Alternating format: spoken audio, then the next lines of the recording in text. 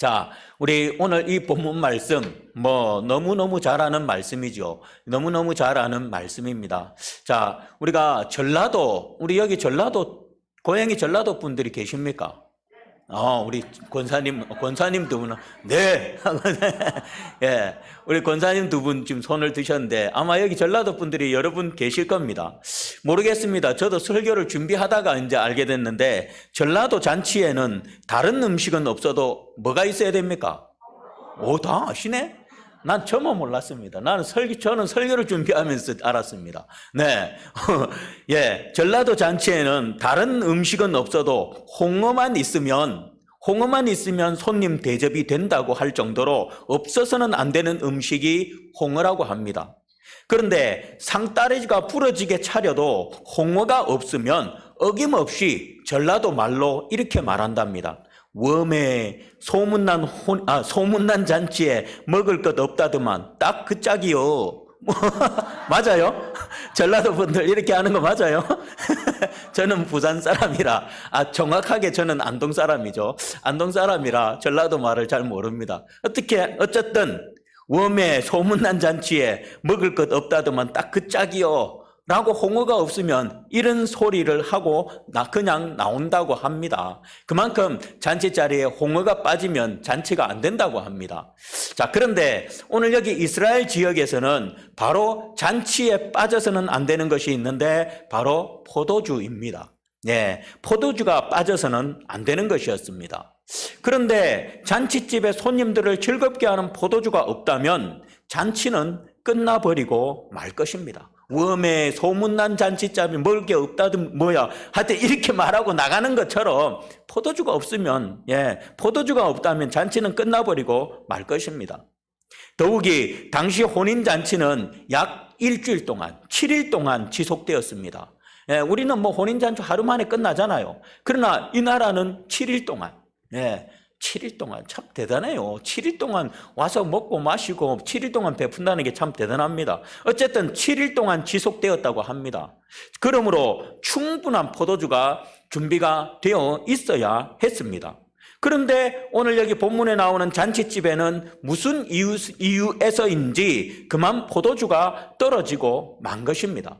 지금 잔치 몇째 날인지는 정확하게 우리가 알 수는 없지만 아직까지 잔치가 끝나지 않는 상황은 확실합니다. 그런데 포도주가 떨어지고 만 것입니다. 자, 한창 무르익은 잔치 분위기에 찬물을 끼얹을 수밖에 없는 그런 상황이었습니다. 자, 잔치를 망칠 이 위기 상황에서 누가 나섭니까? 예수께서 나섰습니까? 마리아가 나섰죠. 3절에 보니까 예수님의 어머니가 예수님께 저들에게 포도주가 없다라고 이렇게 말하면서 나섰습니다.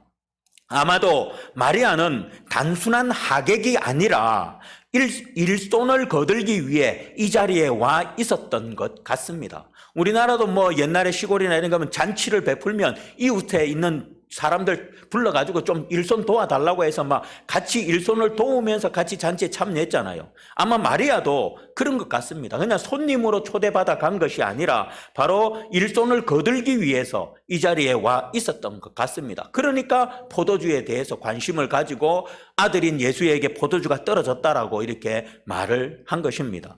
자, 그런데 예수님의 대답은 무엇입니까? 4절에서 보니까 예수께서 이르시되 여자여 나와 무슨 상관이 있나이까 내 때가 아직 이르지 아니하였나이다 라고 하시면서 어머니의 부탁을 거절하는 듯한 말씀을 하십니다.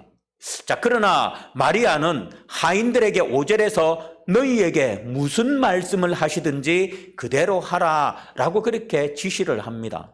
자, 마리아는 예수님의 대답을 듣고 거절당했다고 여기거나 마음이 상하지 않았습니다. 때가 이르지 않았다고 하셨지 하지 않겠다고 말씀하시지는 않았기 때문입니다. 자, 그래서 때가 이르러 주님이 일하시기 시작할 때 무엇이 필요한가를 마리아는 생각해 보았을 것입니다. 아무래도 하인들이 필요할 것 같았습니다. 며칠 동안 함께 일하면서 친해진 그 하인들이 예수님의 말씀에 무엇이든지 순종할 수 있도록 준비시켜 놓는 것이 내가 해야 할 일이라고 마리아는 생각했던 것 같습니다. 그래서 예수님이 말씀한 때가 되면 너희에게 무슨 말씀을 하시든지 그대로 하라 라고 지시를 해둔 것입니다. 마리아의 이런 모습이 예수님이 본격적으로 일하기 시작하는 역할을 했습니다. 자, 마리아가 이렇게 나섬으로 말미암아 예수님께서 이제 첫 사역을 시작하시게 된 것입니다. 예수님은 하인들로 하여금 돌 항아리 6개에 물을 가득 채우도록 하셨습니다. 지금 필요한 것은 물입니까? 포도주입니까? 포도주입니다. 그런데 예수님은 하인들에게 돌 항아리에 포도주가 아니라 물을 가득 채우라고 이렇게 말씀을 하십니다. 그리고 이제는 떠서 연회장에게 갖다 주라 하시며 갖다 주었더니 물이 변하여 포도주가 되었던 것입니다. 물이 한순간에 맛있는 포도주가 되었다는 것은 자연의 이치와 순리를 거스르는 일입니다. 그죠? 이거는 자연의 이치를 거스르는 일입니다. 물이 포도주로 발효되려면 적지 않은 시간이 소요됩니다. 우리 포도주가 되려면 포도주를 넣고 포도주를 담그는 것도, 우리 저기 교회 성찬식 할 때 포도주 마시잖아요. 그것도 우리 박질순 권사님이 담그신 지 언제든 벌써 오래전에 담가 놓은 거거든요. 오래전에 포도에다가 설탕 부어가지고 담가 놔가지고 한 거예요. 몇 년 전부터. 자, 그런 것처럼 이렇게 오랜 시간이 소요가 되는 것입니다. 그렇기 때문에 이런 오랜 시간이 소요가 되지만 이것은 어떻게 해요? 그 즉시 시간을 초월해 버렸습니다. 그리고 포도주가 되려면 무엇인가 포도라도 넣어야 하는데 그냥 맹물이었습니다. 그런데 이렇게 맛있는 포도주가 된 것은 과학을 초월한 것이었습니다. 하인들은 방금까지 길러온 물을 연회장에게 가져다 주라는 말씀은 이해할 수 없었습니다.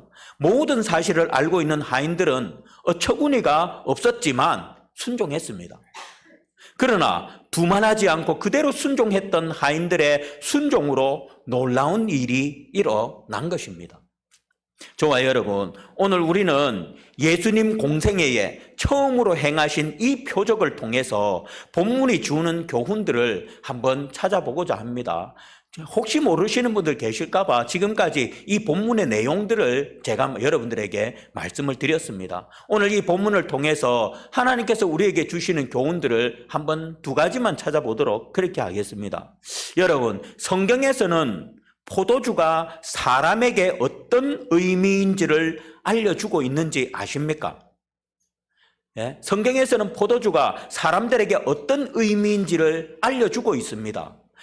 시편 104편 15절에 보면 사람의 마음을 기쁘게 하는 포도주라고 그렇게 말씀합니다. 사람의 마음을 기쁘게 하는 포도주. 그리고 전도서 10장 19절에서는 잔치는 희락을 위하여 베푸는 것이요 포도주는 생명을 기쁘게 하는 것이다 라고 그렇게 말씀합니다. 포도주는 뭘 기쁘게 한다고요? 마음과 생명을 기쁘게 하는 것이 포도주다 라고 그렇게 성경은 우리에게 말을 합니다. 그렇습니다. 성경에서는 포도주가 사람의 마음을 기쁘게 하는 것이라고 말씀을 합니다. 포도주는 마음을 기쁘게 하는 것이라고 했는데 그 마음을 기쁘게 하는 포도주가 지금 이 혼인잔치에 어떻게 됐다는 겁니까? 떨어졌다. 동이 났다라는 것 말입니다. 다시 말하면 이제 마음을 기쁘게 해주는 근원이 어떻게 됐다? 사라졌다. 없어졌다. 사람의 마음을 기쁘게 하는 그 근원이 사라졌다라는 것입니다. 이제 사람이 제공할 수 있는 기쁨은 어떻게 됐다? 없다라는 거예요. 사람이 제공해 줄 수 있는 기쁨, 그 혼인잔치에 참석한 그 사람들에게 사람들이 제공해 줄 수 있는 기쁨은 이제는 다 됐다라는 것입니다. 사람이 제공해 줄 수 있는 기쁨의 한계가 왔다라는 것입니다. 여러분, 오늘 혼인잔치집에서 사람이 주는 기쁨의 한계가 나타난 것처럼 더 이상 사람들이 기쁨을 그들에게 줄 수 없는 상황이 된 것처럼 세상이 주는 기쁨은 한계가 있습니다. 사람들이 주는 기쁨에는 한계가 있습니다. 그칠 날이 있습니다. 그 기쁨은 영원하지 못하고 언젠가는 없어집니다. 그런데 사람들은 어찌합니까? 하물며 이 사실을 안다고 하는 우리는 어찌하고 있습니까?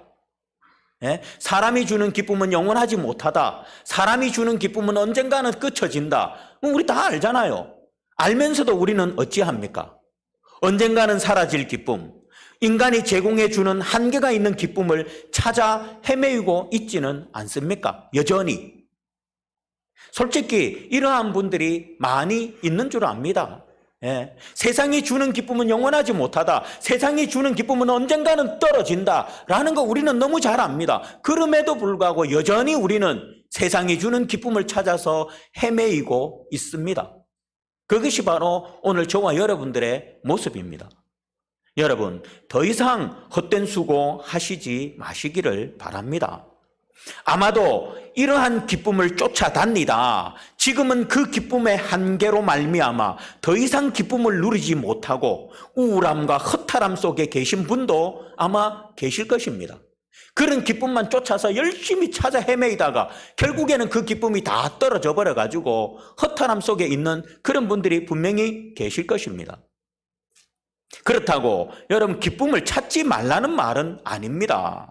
저는 우리 목사님들에게 만나면 목사님들에게 취미생활 꼭 하나씩 가지라고 이야기합니다. 취미가 너무 많아도 조금 다르지만 저는 볼링 좋아하죠, 낚시 좋아하죠, 또 요즘 새로 생긴 수영 좋아하죠, 물고기 키우는 거 좋아하죠. 취미가 제가 4가지가 됩니다. 물론 등산도 좋아하는데 등산은 막 그닥 좋아하는 건 아니라서 빼고요. 어쨌든 이 취미생활을 하면 사람이 어떻게 해요? 기쁩니다. 그래서 우리 목사님들이 스트레스를 상당히 많이 받거든요. 그래서 취미생활 꼭 해라. 어떤 분은 목사님 보면 취미생활이 전혀 아예 취미라는 게 하나도 없고, 그래서 저보고 취미가 도대체 뭐냐? 목사님이 좋아하는 거요. 내 좋아하는 거 없는데?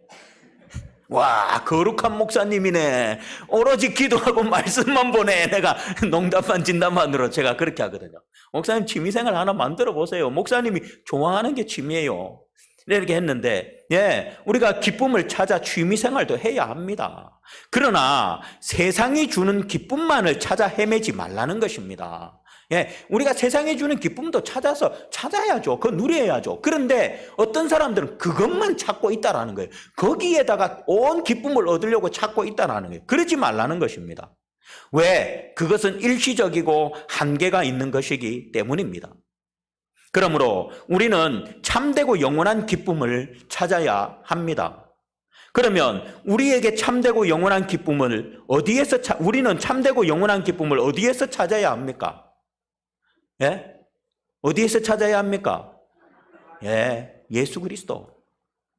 예수님께로부터 찾아야 합니다. 오늘 혼인잔치에 포도주가 떨어졌다는 소식을 들은 주님은, 즉 더 이상 기쁨을 줄 수 없는 사람들에게 주님은 참된 기쁨을 주셨습니다.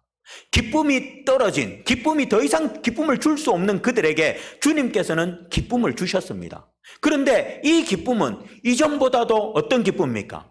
더 큰 기쁨, 더 좋은 기쁨.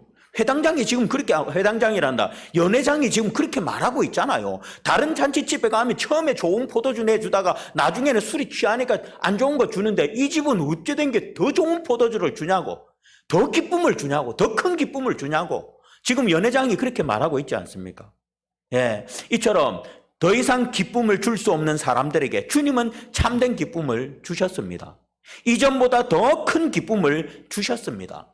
최상급의 기쁨을 주셨습니다. 연회장은 예수님께서 주신 포도주를 맛보고는 사람마다 먼저 좋은 포도주를 내고 취한 후에 낮은 것을 내거늘 그대는 지금까지 좋은 포도주를 두었도다라고 하면서 이 혼인잔치 주인에게 그렇게 칭찬을 합니다. 그렇습니다. 주님이 우리에게 영원하고 참된 기쁨을 주십니다. 오늘 여기 본문에서 물이 변하여 포도주가 되게 하신 것처럼 주님은 저와 여러분들의 삶의 슬픔과 고난과 아픔을 기쁨으로 변화시켜 주십니다. 그러므로 주님을 찾아야 합니다. 헛된 것 찾지 말고 주님을 찾아야 합니다. 주님을 찾으면 주님께서는 저와 여러분들의 아픔과 고통과 슬픔을 뭐로 바꿔주신다고요? 예, 기쁨으로. 기쁨으로 바꾸어 주십니다. 더 이상 헛된 것, 영원할 수 없는 기쁨만을 찾아 헤매이지 마시고 물로 포도주 되게 하신 주님, 즉 우리의 슬픔을 기쁨으로 변화시켜 주실 주님을 더욱더 찾으시기를 바랍니다. 주님을 찾는 자에게 주님은 오늘 연회 자리에서 최상급의 포도주를 주신 것처럼 최상급의 기쁨을 주실 줄 믿습니다. 여러분의 삶을 기쁨으로 변화시켜 주실 줄 믿습니다. 사랑하는 성도 여러분, 물로 포도주를 바꾸어 기쁨을 주신 주님께서 오늘날도 우리의 근심된 삶을, 고통의 삶을, 슬픔의 삶을 변화시켜 기쁨으로 바꾸어 주심으로 우리가 그 기쁨을, 그것도 최상급의 기쁨을 누리도록 하십니다. 이러한 주님의 은혜로 말미암아 항상 기뻐하는 그런 저와 여러분들이 되시기를 주의 이름으로 축복드리겠습니다. 자, 그리고 두 번째로 오늘 우리는 본문에서 특이한 점을 하나를 발견하게 됩니다. 여러분들도 물론 이 말씀 읽으면서 한 번쯤은 다들 생각해 보셨겠지만 6절과 7절 말씀을 보면 같이 한번 읽겠습니다. 시작. 거기에 유대인의 정결 예식을 따라 두세 통 드는 돌 항아리 6이 놓였는지라. 예수께서 그들에게 이르시되 항아리에 물을 채우라 하신즉 아기까지 채우니. 아멘. 자, 여러분들 한번 찾아보십시오. 여기서 특이한 점이 뭐가 있나요? 네? 여기서 특이한 점이 뭐가 있죠? 한번 여러분들 한번 찾아보십시오.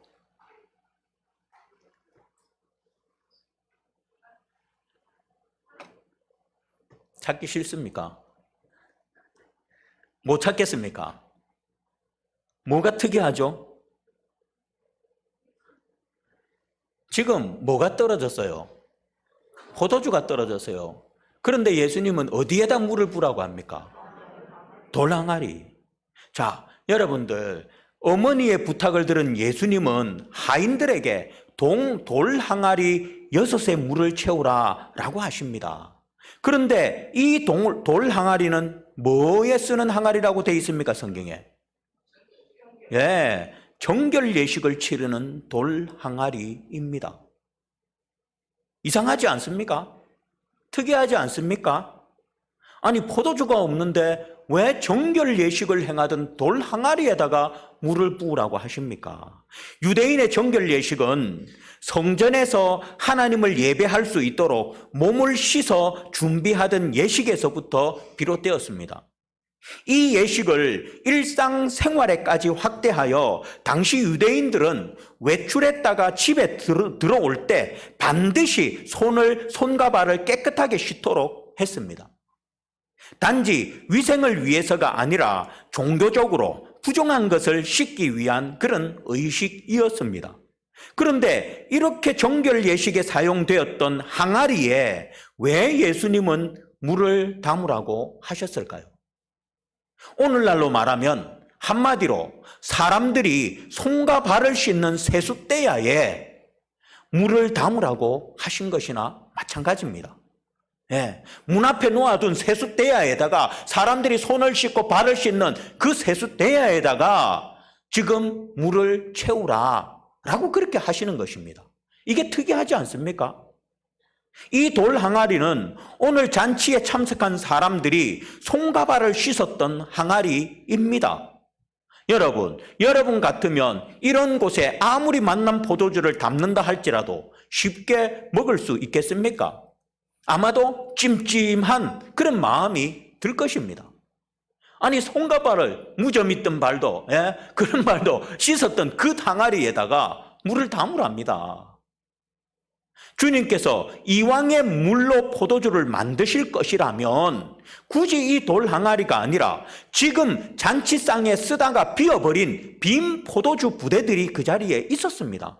여러분들, 포도주를 엄청나게 많이 준비하고 있었습니다. 근데 그 포도주가 다 떨어졌어요. 그러면 떨어진 그 포도주 부대가 있을 거 아니에요. 담았던 포도주 부대가, 사용했던 포도주 그릇이 있었을 거 아니에요. 그러면 주님이 우리가 기본적으로 생각할 때 그 빈 포도주 부대에다가 물을 채워라, 이게 정상 아닙니까? 그 빈 포도주 부대가 있는데 왜 거기에 부으라 하지 않고 바로 돌 항아리, 거기에다 물을 부을 될 것인데 왜 손님들이 손발을 씻던 항아리에 물을 채우라고 하시고 그것으로 포도주를 만드셨을까요? 이게 바로 특이하지 않습니까? 여기에는 분명한 의도가 있습니다. 의도가 없었다면 그냥 쓰고 남은 그 빈 포도주 부대에다가 물을 담으라 하고 거기에다 포도주를 만드셨을 겁니다. 그런데 그곳에 빈 포도주 부대가 있음에도 불구하고 거기에다 하지 않고 이 돌 항아리, 정결례를 손과 발을 씻던 이 돌 항아리에 물을 부으라고 하신 데는 분명한 의도가 있습니다. 분명 그 자리에는 포도주를 담았던 그릇이 있었고 그것이 아니더라도 잔치집에 다른 그릇들이 분명히 있었습니다. 그런데도 손발을 씻던 항아리에 물을 붓게 하시고 그 물을 포도주로 변화시킨 데는 분명한 의도가 있었던 것입니다. 더군다나 이 기적은 예수님의 첫 번째 기적입니다. 그럼 예수님이 첫 기적에서 이렇게 하신 그 의도가 무엇이었을까요? 여러분, 돌 항아리가 무슨 용도라고 했습니까? 정결례, 손과 발을 깨끗하게 씻는 것이라고 했습니다. 즉 더러워진 것을 깨끗하게 씻도록 물을 채워두는 항아리입니다. 더러워진 것을 깨끗하게 씻도록 물을 놓아두는 항아리였습니다. 그리고 이 돌 항아리의 의미는 근본적으로 종교적으로 부정한 것을 씻기 위한 의식으로 준비된 것이었습니다. 당시 그들은 그 돌 항아리를 통하여 정결하게 씻었습니다. 즉 자신들의 부정을 씻는 의식을 거행했던 것입니다. 그런데 여러분, 그들의 겉은 씻어 깨끗할지언정 그들의 속은 어떠했습니까? 그들의 의식처럼 부정이 깨끗하게 씻겨 거룩하게 되었습니까? 아닙니다. 주님은 마태복음 23장 25절에서 그들을 향해서 이렇게 말합니다. 화 있을진저 외식하는 서기관과 바리새인들이여, 잔과 대접의 겉은 깨끗이 하되 그 안에는 탐욕과 방탕으로 가득하게 하는도다 라고 이렇게 말씀하셨습니다. 그렇습니다. 그들은 겉은 깨끗했으나 그 안은 온갖 탐욕과 방탕으로 더러운 것으로 가득했습니다. 또한 주님은 그들을 가리켜서 마태복음 23장 27절에서도 이렇게 말합니다.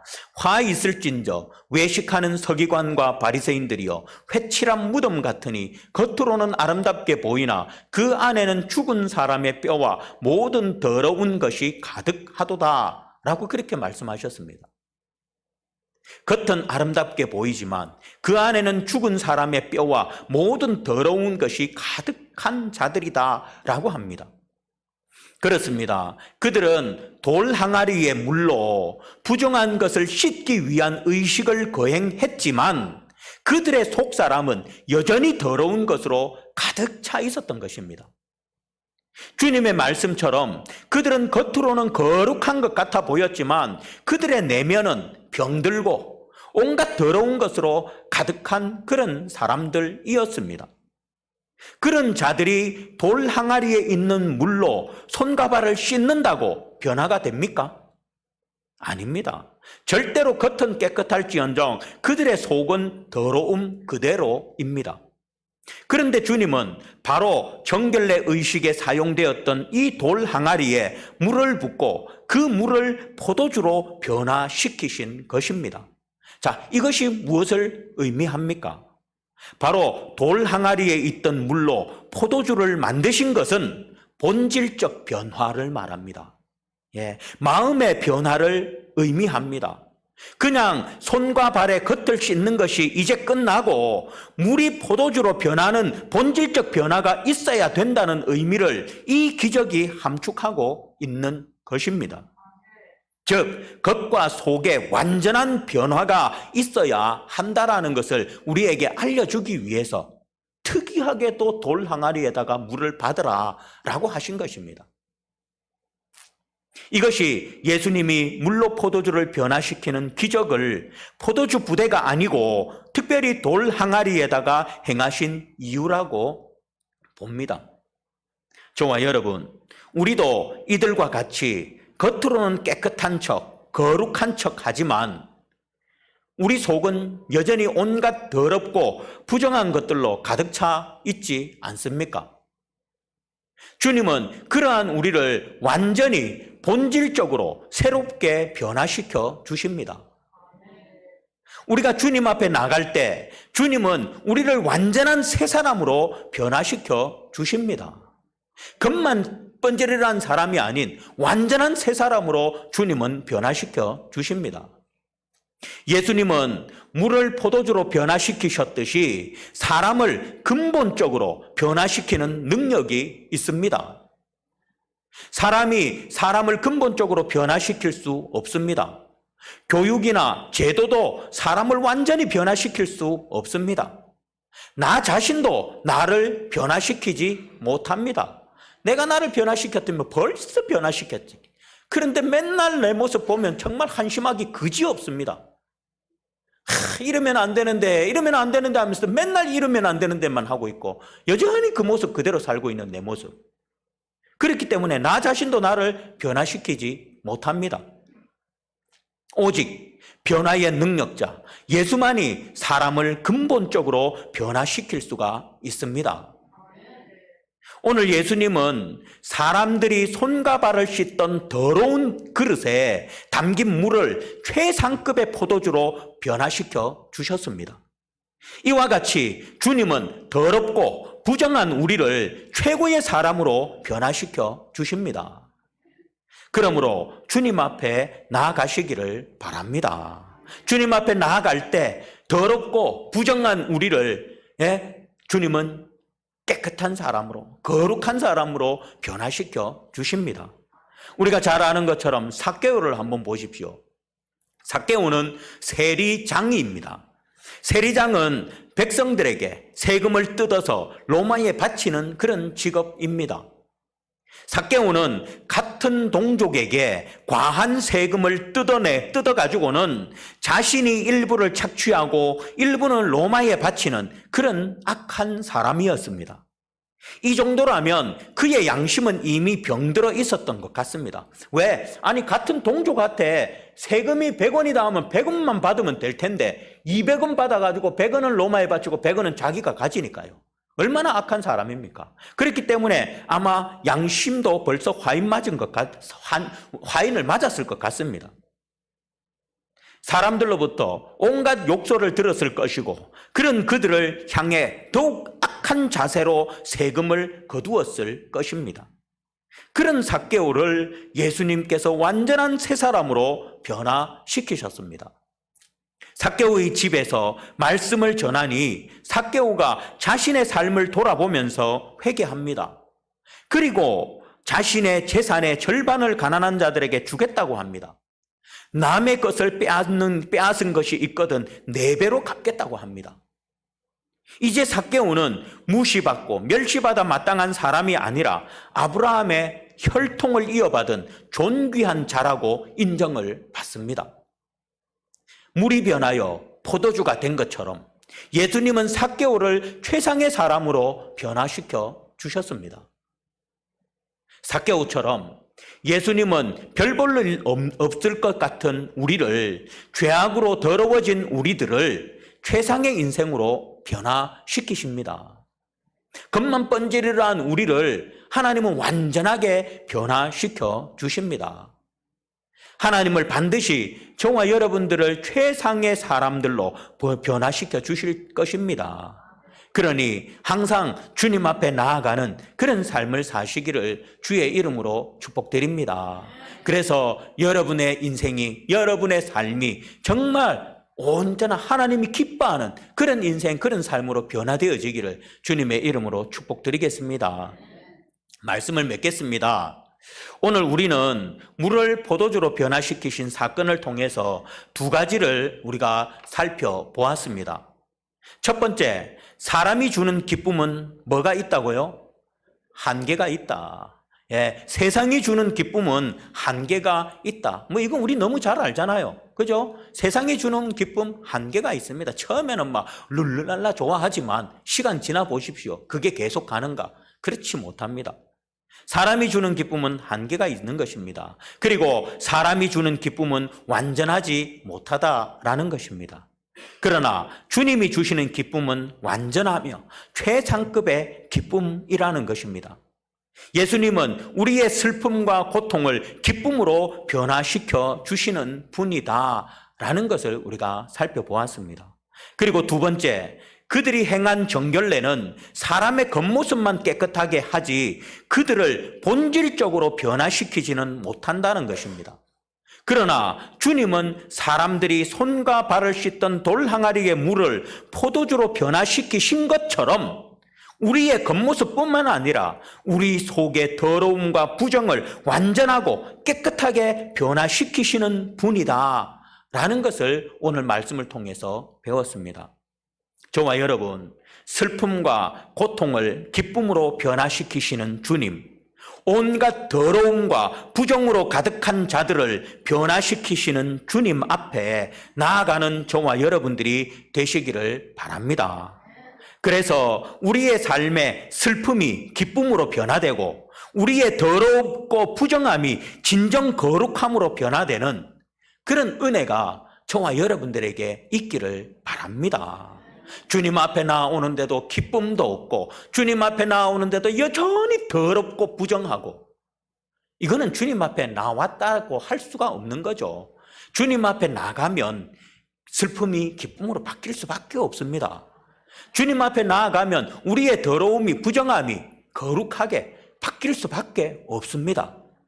저와 여러분들 정말 주님 앞에 온전히 나가심으로 말미암아 여러분들의 삶에 있는 그 모든 슬픔과 염려와 고통과 아픔이 기쁨으로 바뀌기를 주의 이름으로 축복드립니다. 그리고 여러분들 속에 여전히 남아있는 그 더러움, 그 부정함이 거룩함으로 변화되기를 주의 이름으로 축복드립니다. 그래서 정말 하나님의 기쁨이 되고 하나님 앞에 거룩한 백성이 되어 하나님께 귀하게 사용되어지는 그런 우리 모두가 되시기를 주님의 이름으로 축복드리겠습니다. 기도하겠습니다.